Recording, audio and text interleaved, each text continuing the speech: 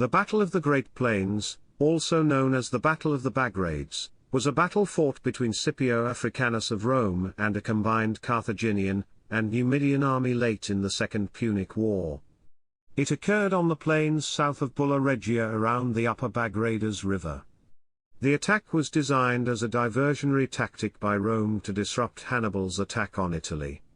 By defeating the Carthaginians, Scipio Africanus caused Hannibal to leave Italy and return to Africa, where he was later defeated at Zama. Chapter 1, Prelude.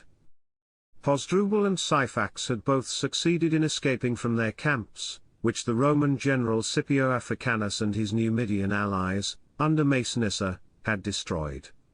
Hasdrubal and Syphax fell back, with a few followers who had also escaped the massacre at the Carthaginian camps.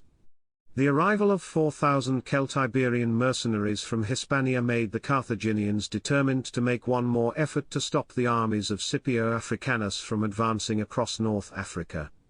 New levies were raised in Carthage and in Numidia, and soon Hasdrubal and Syphax found themselves at the head of an army of 30,000 men.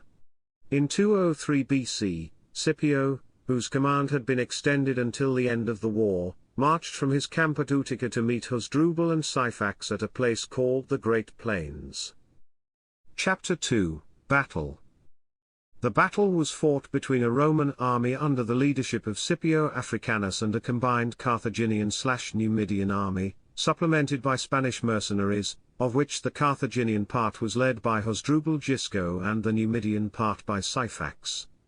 Hasdrubal positioned the Spanish mercenaries in the center, subsequently flanked by the Carthaginian infantry and cavalry. The Roman infantry was drawn up in the triplexes. That is to say, the hastati formed the first line, the principes the second, and the triarii formed the third line.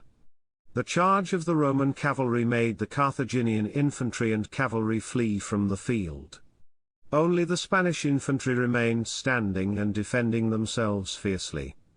The number of Spanish mercenaries was about equal to the first line of the Romans, the hastati. Then Scipio ordered his principes and triarii to march from behind the hastati and attack the flanks of the Spanish mercenaries, who were routed with only a handful managing to escape.